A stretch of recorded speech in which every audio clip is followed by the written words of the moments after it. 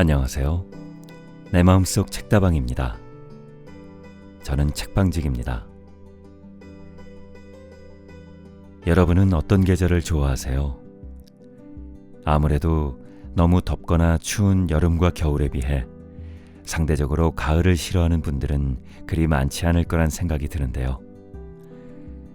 그래서 저도 계절 중 가을을 제일 좋아하긴 합니다. 아무래도 가을은 감성적인 제 정서와도 잘 맞는 계절이기도 해서 말이죠. 이제 본격적인 가을로 접어들고 있습니다.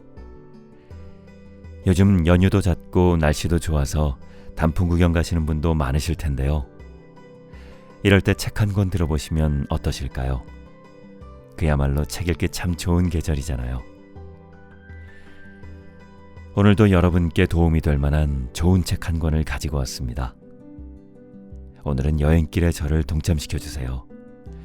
제가 좋은 책과 함께 여러분의 편안한 여행 친구가 되어드릴게요.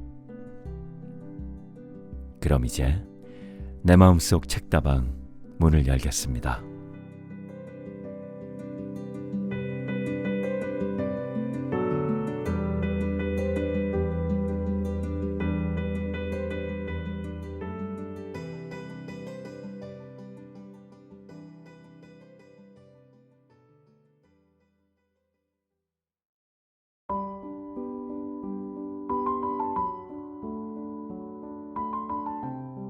오늘 내 마음속 책다방에서 읽어드릴 책은 류시안 지음, 원영경 옮김, 정민미디어에서 발행한 돈과 운을 끌어당기는 좋은 심리습관입니다.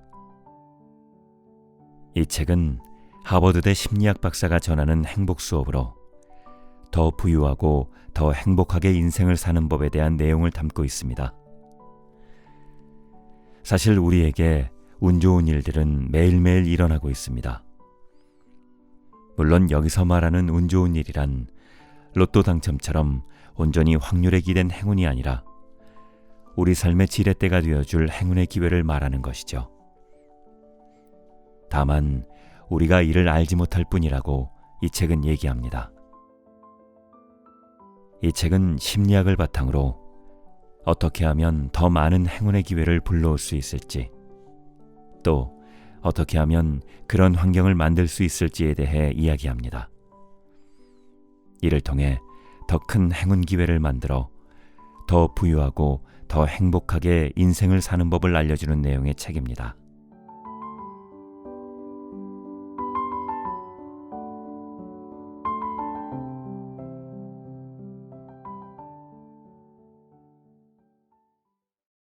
돈과 운을 끌어당기는 좋은 심리 습관. 류시안 지음, 원영경 옮김.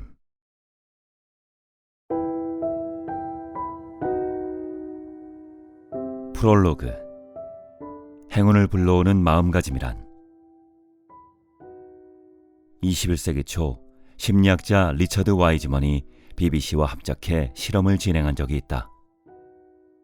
영국에서 스스로를 행운아라고 생각하는 사람과 불운아라고 생각하는 사람 수백 명을 찾아 이들을 대상으로 1년의 실험을 진행한 것이다. 그 결과 소위 행운아에게는 일반인보다 뛰어난 4가지 심리적 특징이 있음을 발견했다.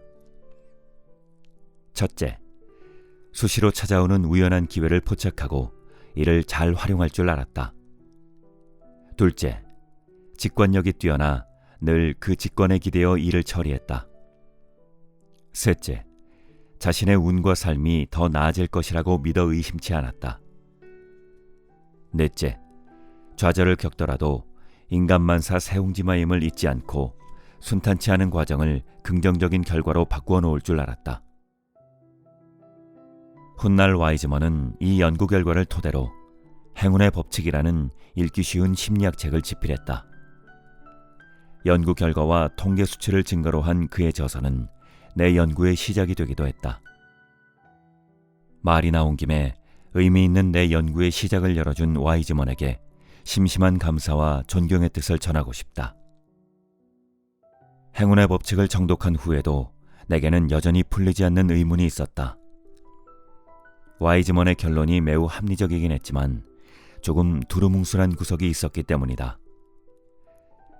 운이 좋은 사람들에게 상대적으로 이 네 가지 심리적 특징이 두드러졌을지는 모르지만 이 특징들을 가졌다고 해서 반드시 행운아라고 할 수는 없지 않은가. 그러기엔 내가 아는 예외가 너무 많았다. 어떤 이들은 기회를 잘 포착해 이리저리 동분서주했지만 결국 헛수고만 한 채 아무런 성과도 거두지 못했고, 어떤 이들은 늘 자신의 직관에 기대어 판단을 내렸지만 그 직관이 항상 보기 좋게 빗나갔다. 또 어떤 이들은 긍정적으로 모든 일을 바라보았지만 자기 자신도 자신의 처지도 바꿔놓지 못했다. 그들의 사용지만은 일종의 정신승리에 가까웠다. 그래서 나는 생각했다. 행운을 불러오는 마음가짐에 좀 더 정확한 좌표를 찍을 수는 없을까? 결과를 되짚어보면 행운을 불러올 만한 생활 방식이나 사고 방식을 찾을 수 있지 않을까? 이를 위해서는 먼저 행운이 무엇인지 정의를 내릴 필요가 있었고, 나는 와이즈먼의 연구에 사용된 행운의 정의를 참고해 이를 살짝 수정해 보았다. 운이 좋은 사람은 삶의 거의 모든 우연과 예기치 않은 기회를 자신에게 제대로 활용한다. 그들은 남보다 손쉽게 더 많은 이익과 기회와 귀인의 도움을 얻어 모든 문제를 전화위복의 기회로 삼을 수 있을 것처럼 보이며, 실제로 작은 노력으로 뜻밖의 행운이나 의외의 수확을 얻기도 한다. 그런 까닭에 그들은 자신을 행운아라고 생각한다. 나는 로또에 당첨되거나 재난 속에서 기적적으로 생還한 예를 배제하고 다시 행운의 정의를 내렸다. 물론 하루아침에 돈벼락을 맞고 죽을 고비에서 목숨을 건지는 일도 더 없는 행운이라고 할 수 있다. 하지만 이는 대부분 확률에 의한 것이다. 나는 마음가짐, 그 중에서도 특히 자신을 바꿔 행운의 결과를 불러올 수 있는 마음가짐을 집중적으로 연구하고 싶었다. 문제는 운이 좋다는 느낌이 행복감과 마찬가지로 지극히 개인적이고 주관적인 느낌에 속한다는 데 있었다. 일반인들의 눈엔 절대 운이 좋다고 볼 수 없는 인간지옥에 살면서도 자신은 여전히 행운아라고 생각하는 사람이 있는가 하면, 넘치는 부를 거머쥐고도 자신은 재수가 없다고 생각하는 사람도 있었다. 그런 까닭에 100% 주관적인 생각에만 기대어 행운을 논할 수도, 또 자신에 대한 당사자의 평가를 무시한 채 행운을 이야기할 수도 없는 노릇이었다. 이에 나는 앞서 언급한 행운의 정의를 토대로 다음 세 가지 방면의 목표를 가지고 연구를 진행했다. 1. 자신에게 일어난 일들에 일희일비하지 않고 자신의 운은 더 좋아질 것이라고 믿는 마음은 긍정 마인드에 속한다. 그리고 이는 최근 심리학 분야에서 가장 활발하게 연구가 진행되고 있는 긍정 심리학에 속한다. 긍정 마인드에는 긍정의 정도 및 생각 전환 능력, 자기 진정과 이완 능력, 인생에 대한 방향 감각 등 다양한 요소가 포함되어 있는데, 이 중 어떤 긍정 마인드의 특징이 소위 행운아들과 가장 큰 연관이 있는지 알아보자. 주관적인 느낌뿐만 아니라 실제로 자신을 변화시킬 마음가짐은 무엇인지 살펴보는 것이다. 2. 행운의 기회를 포착하는 능력과 훌륭한 직관력을 가지려면 주변 환경에 대한 날카로운 관찰력이 필요하다. 이러한 능력에 관한 연구는 심리학 중 마음챙김의 영역에 속한다. 최근 마음챙김 연습이 인기를 끌고 있고, 특히 명상은 종교적 의미를 뛰어넘어 뇌세포를 활성화하는 데 도움이 된다는 사실이 입증되었다. 그렇다면 명상을 통해 우리는 더 운 좋은 사람으로 거듭날 수 있을까? 마음을 가다듬은 후 좀 더 손쉽게 럭키 브레이크스를 알아차릴 수 있지는 않을까? 그 답을 찾아보자. 3. 사람들은 인간관계를 매우 중시한다. 사람으로부터 기회가 생기며 개인의 행운도 주변 사람들과 절대적으로 연관되어 있기 때문이다. 그렇다면 문화권이나 경제 환경, 그리고 사교 대상에 상관없이 활용할 수 있는, 나아가 자신에게 더 많은 행운을 불러올 수 있는 인간관계의 관리법과 원칙에는 어떤 것들이 있을까? 네트워크 시대에 접어들면서 우리는 새로운 유형의 행운아를 여러 접하곤 한다. 그들이 명성을 얻었든 이익을 얻었든 그들은 과거 사회에서는 일어날 수 없던 기적을 일구었다. 어떤 형태의 행운이든 인터넷 세상의 특징을 배제하고 생각할 수 없는 시대가 된 만큼 이를 고려사항에 포함해 질문의 답을 알아보자. 그림, 긍정 마인드, 마음 챙김, 인간관계의 연결고리. 요컨대 이 그림이 바로 우리가 이 책에서 함께 알아볼 행운지도다. 나는 이 책의 구성 역시 3가지 주제로 나누었다. 파트 1은 긍정적인 마인드를 가져라로 긍정 마인드와 행운의 관계를 분석해보고 우리를 좀 더 긍정적인 사람으로 거듭나게 하는 간단한 방법들을 나눠보고자 한다. 아울러 몸짓 언어부터 표정, 목소리에 이르기까지 어떻게 하면 행운의 신호를 전달해 좀 더 긍정적인 인상을 심어줄 수 있는지 그 방법을 가르쳐주고자 한다. 파트 2는 주파수를 조종하라로 자신의 주파수를 조종해 업무 효율과 영감을 향상할 수 있도록 마음 챙김의 힘과 관찰력을 키우는 방법, 그리고 목표를 설정하는 방법 등을 나눠보고자 한다.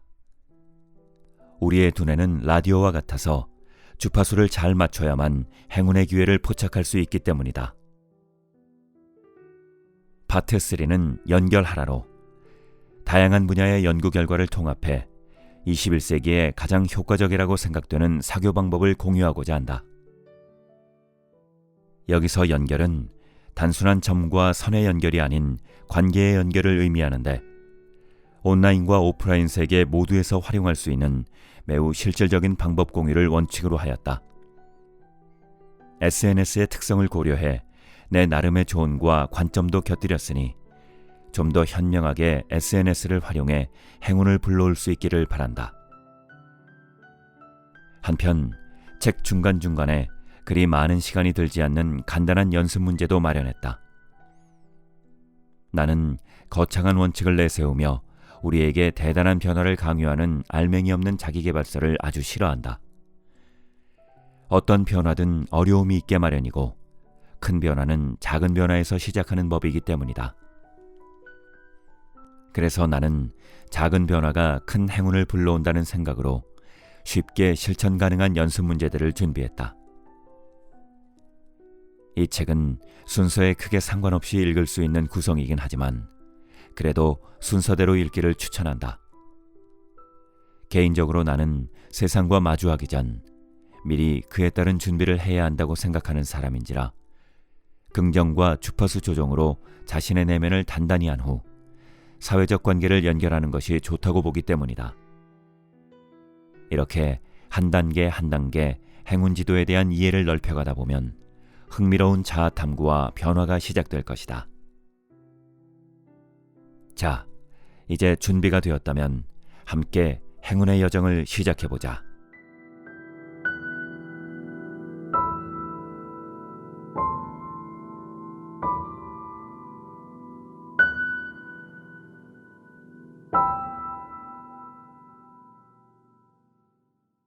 파트 1.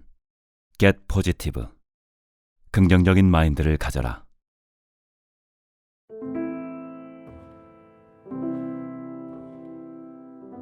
파트 1을 읽기 전에 당신이 먼저 해봤으면 하는 일이 있다. 젓가락 하나를 치아 사이로 가져가 가볍게 가로로 물어보는 것이다. 젓가락 대신 연필이나 펜으로 해도 좋다. 이게 뭐 하는 거냐고? 그 답은 잠시 미뤄두기로 하자. 연구 결과에 따르면 운이 좋은 사람은 비교적 긍정적인 편이라고 한다. 그도 그럴 것이 자신에게 좋은 일이 자주 일어난다면 어느 누가 긍정적으로 변하지 않겠는가? 그러나 긍정적인 사람이 더 운이 좋은가를 묻는다면 이는 단정하기 어렵다.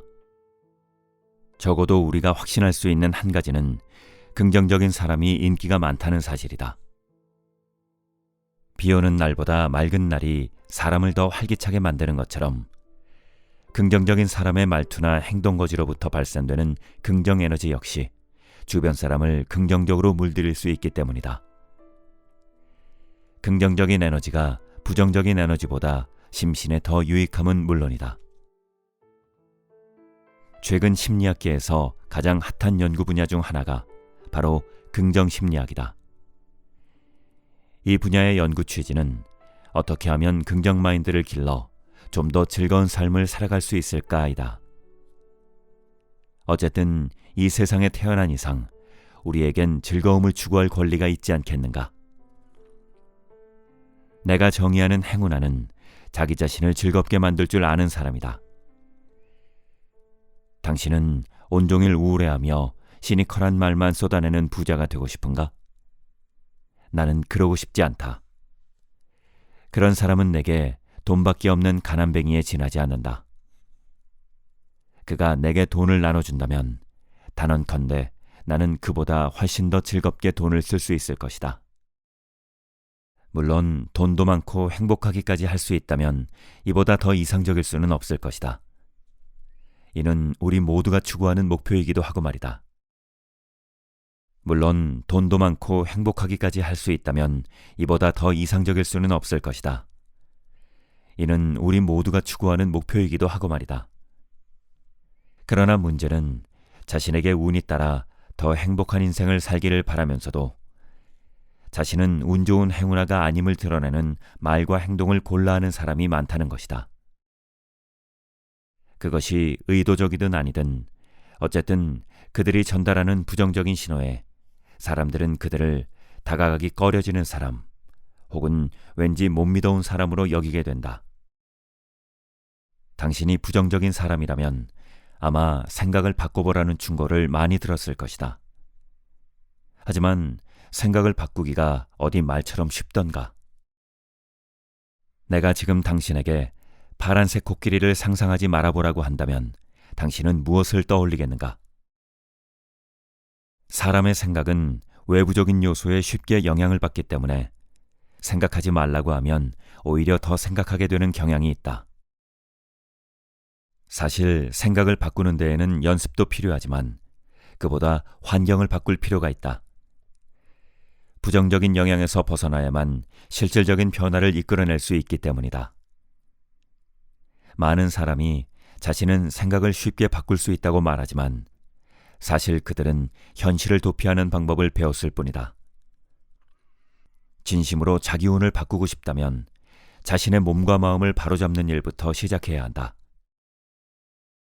그런 의미에서 파트 1 긍정적인 마인드를 가져라에서는 긍정심리학과 행동심리학, 체화된 인지이론을 활용해 어떻게 하면 행운을 불러오는 신호를 전달할 수 있는지 그 방법을 설명하고자 한다.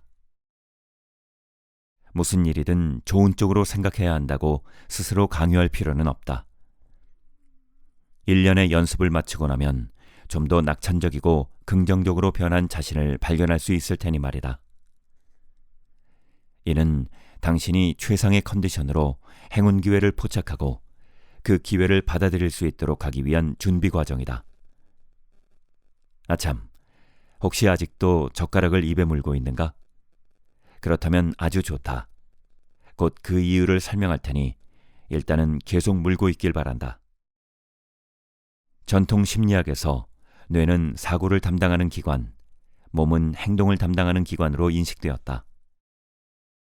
그러나 체화된 인지이론에 따르면 우리는 생각하기에 행동하기도 하지만 어떤 행동을 하는 것만으로도 사고에 영향을 줄 수 있다. 몇 가지 연구 사례를 예로 들어보자. 주먹을 쥐는 것만으로도 남성들은 자신의 의지가 더욱 굳건해짐을 느꼈다. 묵직한 바인더에 설문지를 끼워 넣자 바인더를 받은 사람들은 설문지의 문제를 더욱 중요하게 생각했다. 일정 시간 펜을 입에 물고 있는 것만으로도 사람들은 자신이 보는 만화가 더 재미있다 느꼈고 그만큼 기분도 좋아졌다.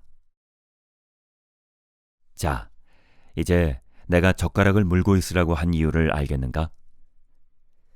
젓가락을 입에 물면 뺨의 근육이 당겨지는데 우리가 미소를 지을 때도 같은 부위의 근육이 사용된다. 다시 말하면 내가 당신에게 웃어보라고 하진 않았지만 간접적인 방법으로 웃는 표정을 지어 보이게 한 것이다.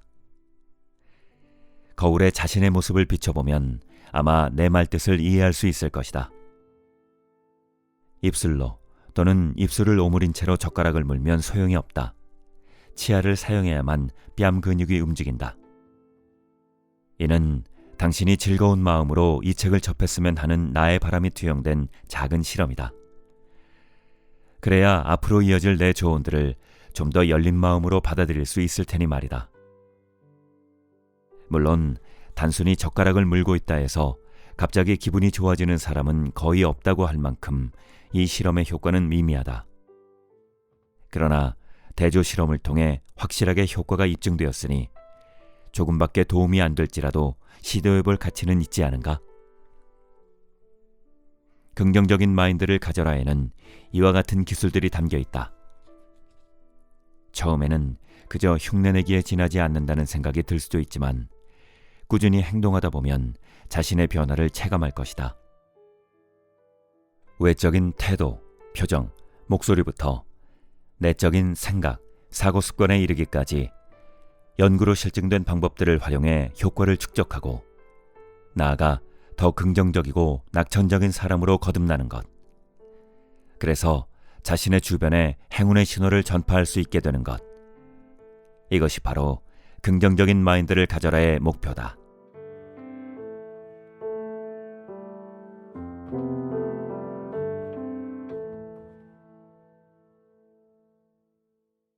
Habit 1. 행운의 신호를 보내는 법. 몸도 말을 한다.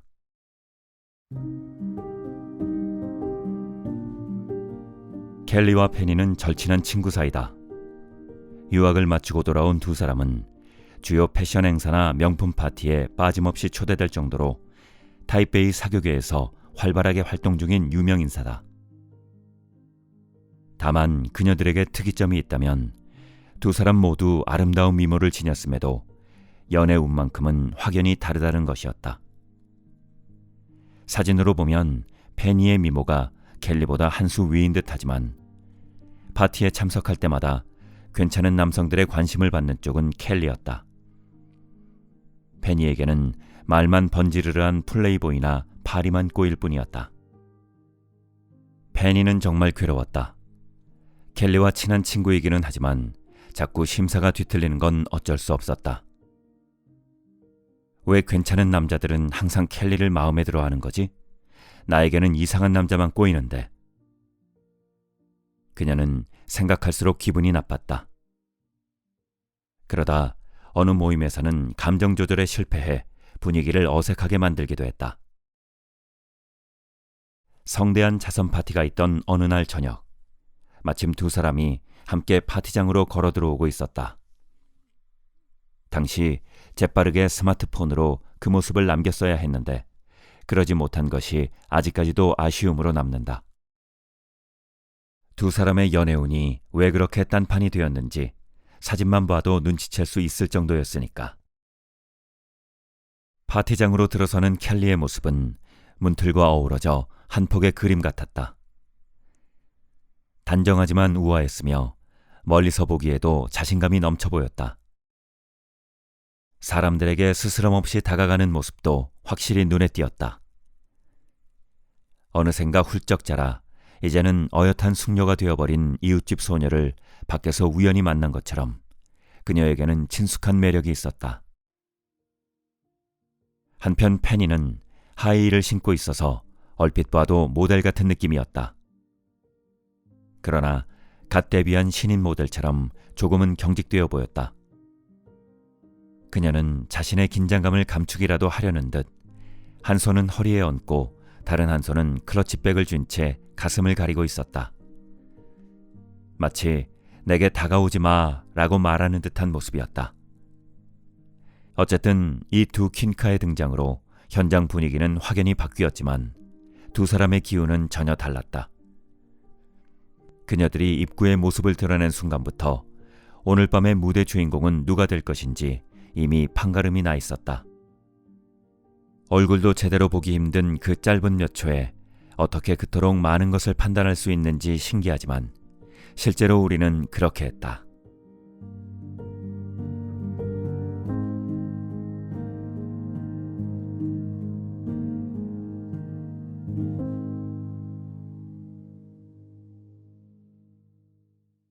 우리의 행동을 지배하는 잠재의식.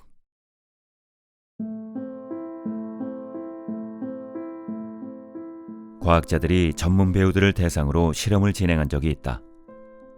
과학자들은 배우들의 어깨와 팔꿈치, 발목 등 관절 부위에 센서를 부착한 후 걷거나 춤을 추는 등 일상생활의 다양한 상황을 연기해달라고 부탁했다. 센서와 연결된 컴퓨터 스크린에는 센서 위치를 3D로 인식한 작은 점들이 나타났다. 점들이 움직이지 않을 때는 별자리의 형상을 그린 그림을 보는 듯했다. 그러나 배우들이 움직이기 시작하자 어린아이들도 그 점들이 실은 사람을 나타낸다는 사실을 알아차렸다. 또한 그 사람이 어떤 동작을 하고 있는지 뿐만 아니라 그들의 성별과 기분까지 구분해냈다. 다만 이를 어떻게 구분했는지를 묻는 질문에 사람들은 그냥 알았다고 대답할 뿐 이유를 제대로 설명하지는 못했다. 이는 몸짓 언어를 판별하는 일이 일종의 무의식적 인식에 해당하기 때문인데 실제로 우리는 무의식적으로 여러 몸짓 언어를 표현하기도 한다. 물론 이성적인 우리의 두뇌는 손발을 통제해 어떻게 앉고 서고 또 춤을 출지를 결정하지만 이와 동시에 대뇌 변연계의 영향을 받아 무의식적인 행동을 드러내게 만들기도 하는 것이다. 일본 및 중화권을 중심으로 활동하는 일본인 배우로 우리나라에서는 금성모로 알려져 있는 진청우를 닮은 잘생긴 남자가 나를 향해 걸어오는 것을 보고 속으로 진정해 진정해를 외치면서도 자기도 모르게 어깨가 경직되는 이유도, 손을 올려 얼굴을 감싸고 싶은 충동이 드는 이유도, 그리고 그 충동을 억누르고 재빠르게 머리를 매만진 후 잘생긴 그 남자 쪽을 힐끔 쳐다보게 되는 이유도 모두 이 때문이다. 연구 결과에 따르면 많은 여성이 이와 같은 상황에서 비슷한 행동을 드러냈는데 이는 무의식적 구애 행동으로 해석할 수 있다. 그렇다면 우리는 이렇게 복잡한 몸짓 언어를 누구에게서 배우는 것일까? 일부는 타고난 반응에 속하며 일부는 또래 친구들을 통해 또 일부는 성장 경험을 통해 학습한다. 몸짓 언어를 판별하는 능력처럼 실은 누가 가르쳐줄 필요가 없다는 뜻이다. 그런데 문제는 바로 여기에서 비롯된다. 때로는 질병이나 생활 습관에 의해 우리의 생리적 상태가 신체 동작에 고스란히 반영되기 때문이다. 예컨대 장기간 잘못된 앉은 자세를 유지하다 보면 등이 굽는데 남들은 이렇게 등이 구부정한 모습에서 우리를 나약한 사람 혹은 자신감이 결여된 사람으로 넘겨짚게 된다는 것이다. 물론 우리는 자신의 습관적 동작을 의식하지 못한다. 그러나 그 동작이 바르든 바르지 않든 다른 사람들은 이를 몸짓 언어로 이해해 우리에 대한 인상을 결정한다. 다시 말해서 당신은 추워서 팔짱을 꼈는데 상대방은 이를 자신에 대한 거부 의사라고 생각해 당신에게 적의를 가질 수도 있다는 뜻이다. 그런데 이렇게 되면 너무 억울하지 않겠는가? 그러니 이제부터 다양한 몸짓 언어가 어떤 신호를 전달하는지 함께 알아보도록 하자. 이를 알면 수시로 자신의 자세를 점검해 장기간에 걸쳐 형성된 습관을 바로잡고 좀 더 긍정적이고 대범한 행운의 몸짓 신호를 보낼 수 있을 테니 말이다. 자, 그럼 머리부터 발끝까지 하나하나 살펴보자. A. 발과 다리.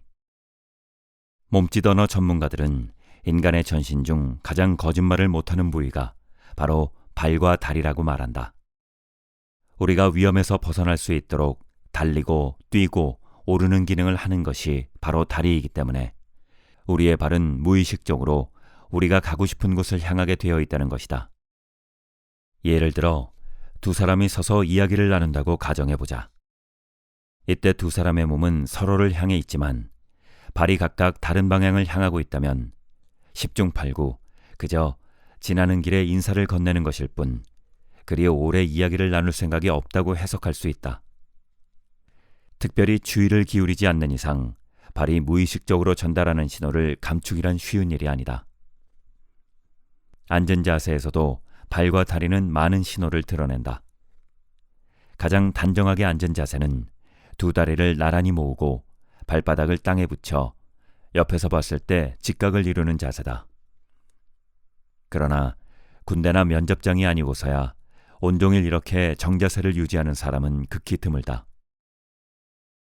어떤 사람들은 의자에 몸을 기댄 채 두 다리를 쩍 벌려 앉기도 한다.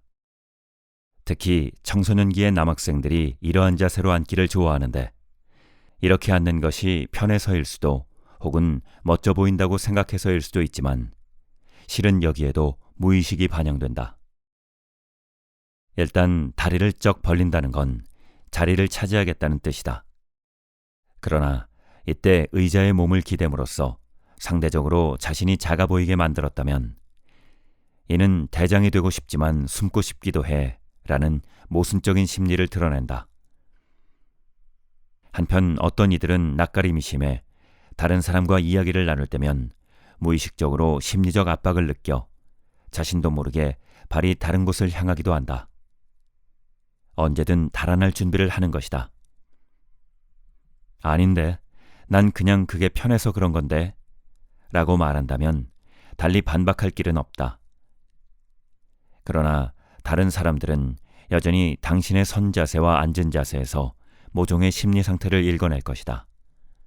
그리고 그것이 반드시 정답이 아니더라도 자신이 받은 느낌대로 판단을 내려 당신과 계속 이야기를 나누거나 다른 사람을 찾아 떠날 것이다. 그러니 상대에게 대범하고 자연스러운 느낌을 전달하고 싶다면 다른 사람과 대화를 나눌 때 잊지 말고 자신의 두 발이 상대를 향하도록 하자. 앉아있는 상태라면 두 다리를 편안하게 두되 쩍 벌어지지 않게 주의하고 다리를 꼬더라도 꼬아올린 다리가 상대를 향하도록 하자. 이렇게 하면 당신과의 대화에 집중하고 있다는 신호를 보낼 수 있다. 단 신발 밑창이 상대를 향하지 않도록 주의해야 하며 일부 민족 사이에서는 무례로 간주한다. 발을 떨지도 말아야 한다. 이는 긴장하거나 지겨울 때 혹은 지나치게 흥분했을 때 나타나는 무의식적 행동이기 때문이다. B. 몸. 중학교 때 반에 새로 전학 온 친구가 있었다. 그는 가슴에 책을 꼭 끌어안은 채 반 친구들에게 첫인사를 건넸는데 그 모습이 어찌나 어색했는지 지금까지도 기억이 생생하다. 특히 나는 그의 어색함이 남일 같지 않았다. 나 역시 한때는 그와 같은 처지였기 때문이다. 나는 8살 때 가족과 함께 미국으로 이민을 갔다. 당시에는 영어를 하지 못해 거의 반년 동안 수업을 따라가지 못했고 친구들의 말도 눈치로 대충 이해하는 시기였다. 어쩌면 그런 시간들을 겪어왔기에 내가 몸짓 언어에 더 민감한 건지도 모르겠다. 어쨌든 그 중학교 동창의 어색함은 그의 상반신에 반영되었다. 일반적으로 복부는 우리의 몸에서 가장 취약한 곳이다. 그렇기 때문에 우리는 어떤 위협을 느낄 때 무의식적으로 이 부위를 보호하려고 한다. 예컨대 팔을 교차해 복부를 감싸거나 팔짱을 끼거나 가방 혹은 책 또는 다른 물건으로 몸통을 가리거나 아예 몸을 돌리기도 한다. 즉, 이러한 행동이 모두 불편함의 신호인 셈이다. 타인에게 밝고 시원시원한 이미지를 심어주고 나아가 나는 운이 좋은 사람이야 라는 신호를 보내려면 항상 자신의 몸이 상대를 향하도록 하고 절대 팔짱을 끼지 말아야 한다. 너무 추워서 팔짱을 낄 수밖에 없는 상황이라면 상대에게 이렇게 말해보자. 그런데 여기 진짜 춥네요. 미안한데 따뜻한 곳으로 자리를 옮겨서 계속 얘기를 나눌 수 있을까요? 대화할 때 상대방 쪽으로 몸을 살짝 기울여도 좋다. 그러면 상대방 역시 자신도 모르게 당신을 향해 몸을 기울이는 모습을 볼 수 있을 것이다. 이렇게 은연중에 서로의 행동을 모방하는 것을 미러링이라고 하는데 우리는 이를 통해 서로에 대한 호감을 높일 수 있다. C. 손. 손의 소근육은 두뇌와도 밀접한 관련이 있다. 대부분의 사람이 소통할 때 손 역시 따라 말을 한다고 해도 과언이 아니다. 그런 까닭에 손짓과 수어에는 매우 다양한 의미가 담겨 있으며 문화의 차이 또한 존재한다. 여기서는 참고할 만한 몇 가지 기본 원칙만 짚고 넘어가자. 1. 활기차고 열정적인 모습을 드러내길 원한다면 말할 때 손동작을 좀 더 활용해도 좋다. 그러나 가능한 한 상대방이 당신의 손바닥을 볼 수 있어야 한다. 말할 때 청중에게 손바닥을 보이는 것이 손등이나 손가락을 보이는 것보다 훨씬 우호적으로 보인다. 손등은 무의식 속에 비밀이나 압박을 암시하며 상대를 향한 손가락은 명령의 뜻을 담고 있어 상대방에게 불편함을 줄 수 있기 때문이다. 2.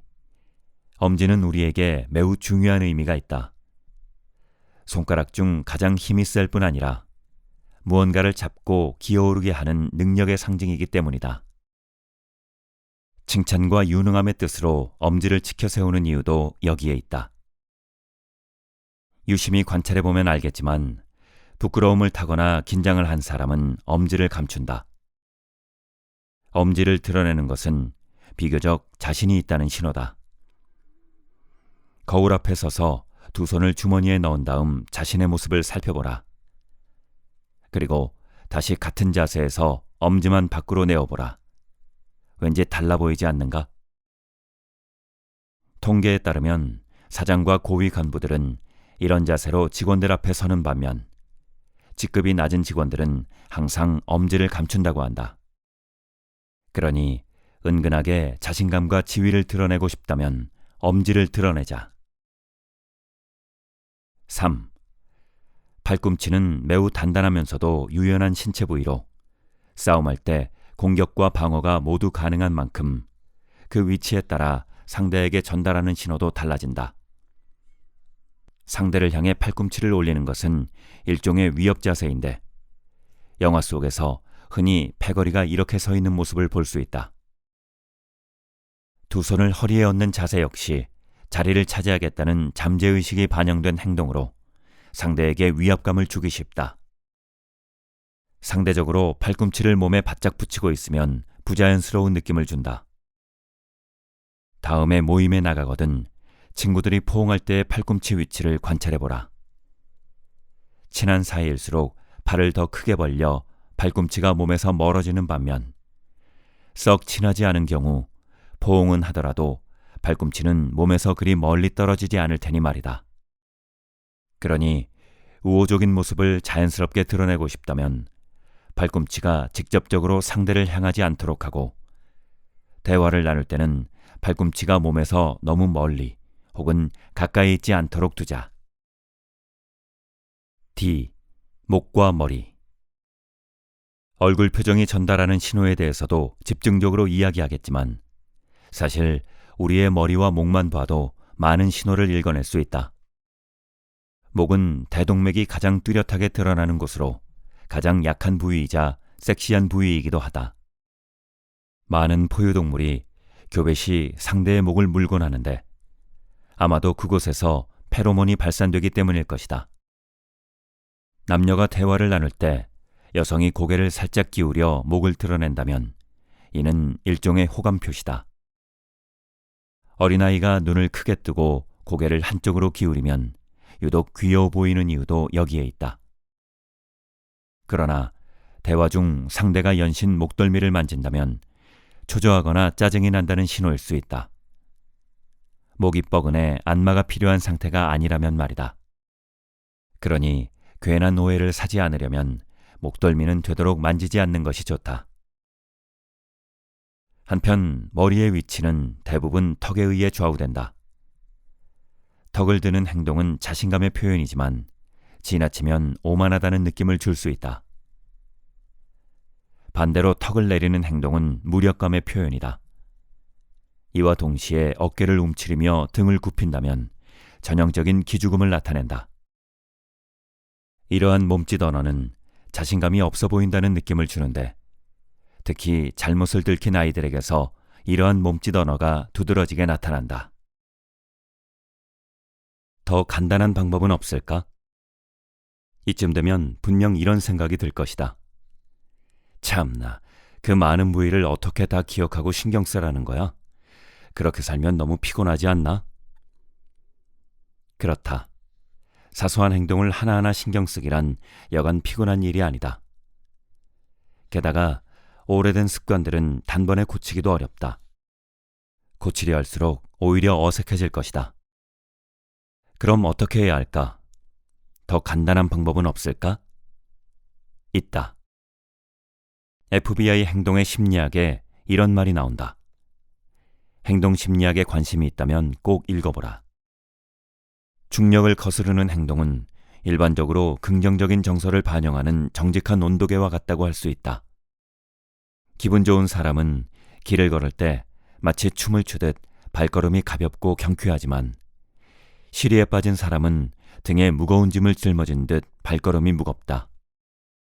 다시 말해서 중력이 우리의 몸에 미치는 영향을 상상하는 것만으로도 우리의 신체 동작을 예측할 수 있다는 뜻이다.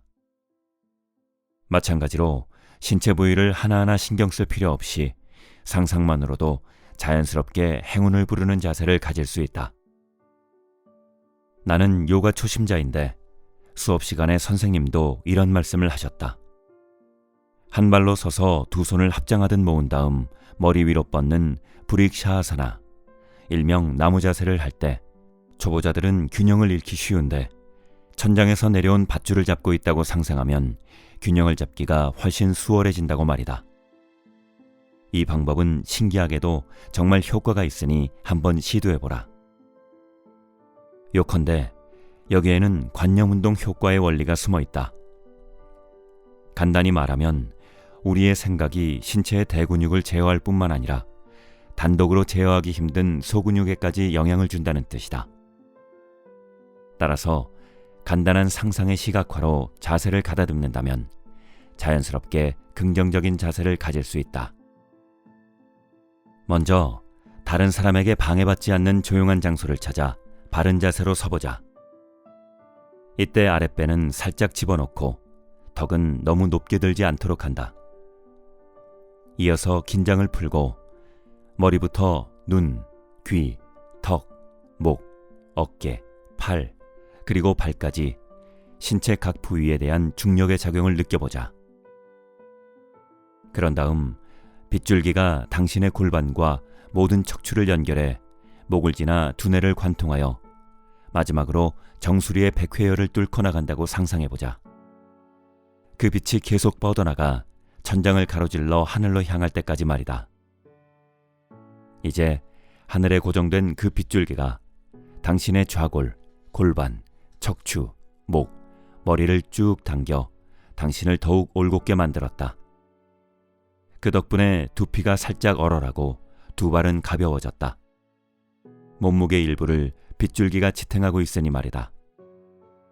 앞으로 피곤하거나 몸이 무겁게 느껴질 때는 이 상상의 빗줄기로 전신을 끌어올려라. 길을 걸을 때도 마찬가지다. 하늘로 뻗어나간 이 빗줄기가 자신의 발걸음을 더욱 가볍게, 사지를 더욱 유연하게 만들어 가볍게 뛰어올라도 공중에서 더 오랫동안 머물 수 있다고 상상해보는 것이다. 허황되게 들릴지도 모르지만 실은 꽤 현실적인 방법이다. 이렇게 하면 빠르게 자세를 바로잡아 구분등도 펼 수 있다. 다른 사람과 이야기를 나눌 때도 이와 유사한 방법을 쓸 수 있다.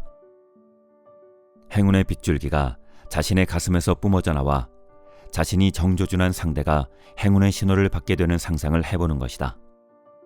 행운의 빗줄기가 상대의 마음에 가닿으면 서로 마음을 헤아리며 더 원활한 소통을 할 수 있다. 그러니 팔이나 가방으로 이 빗줄기를 막지 말라.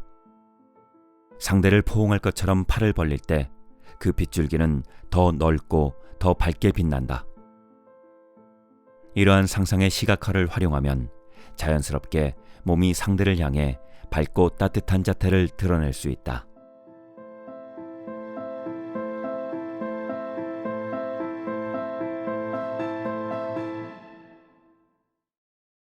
어떤 장소에 들어설 때의 행운 기운.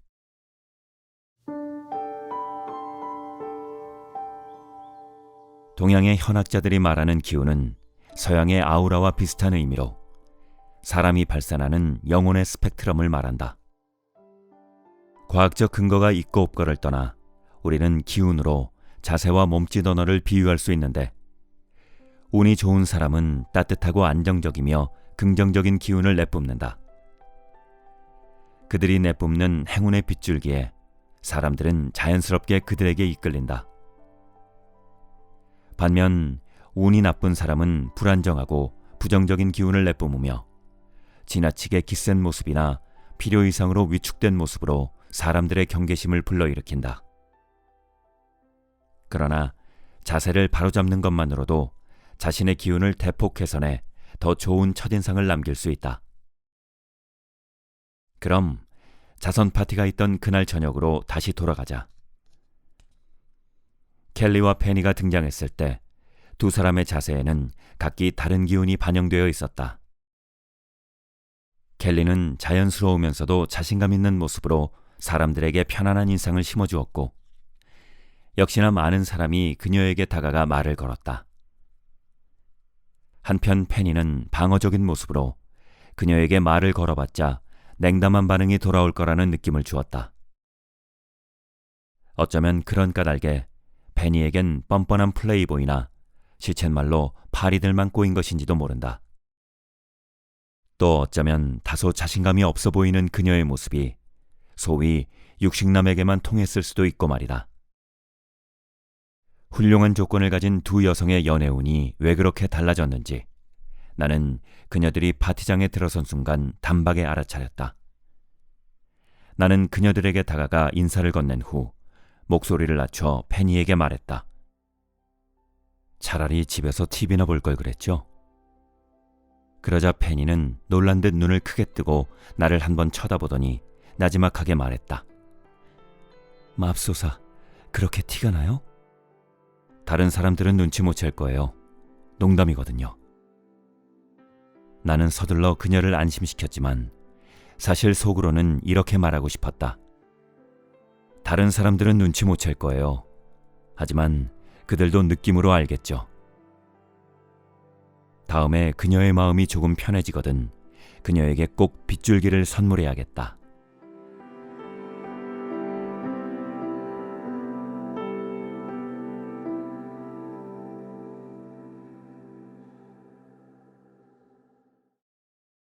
미소는 최고의 첫인사다.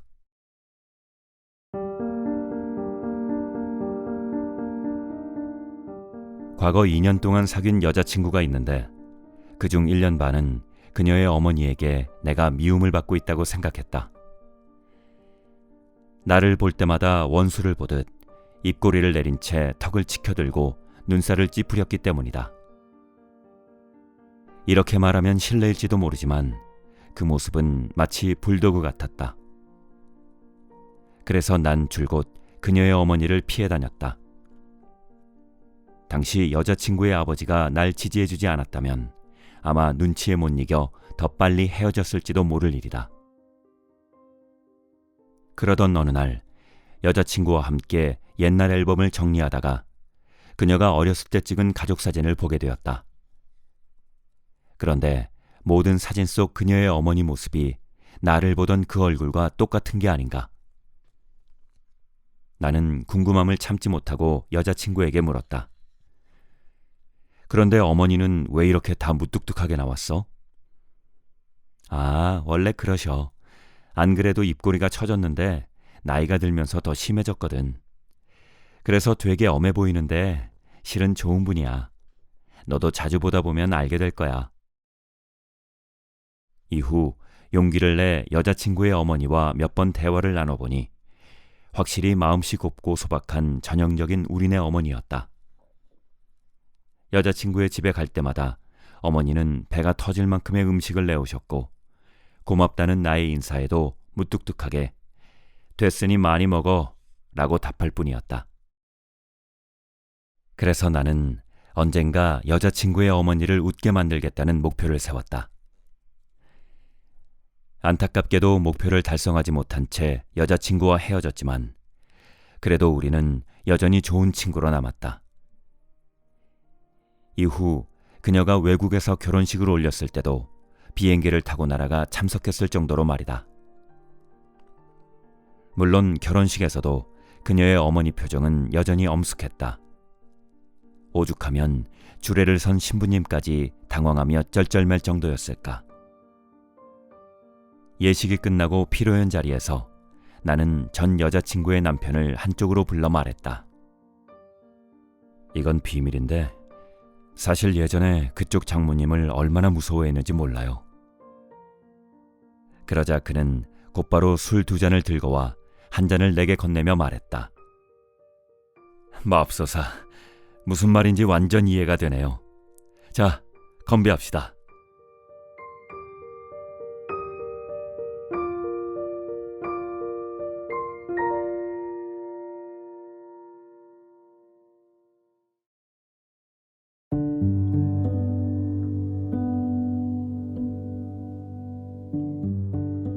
이제 내 마음속 책다방 마칠 시간이 되었네요.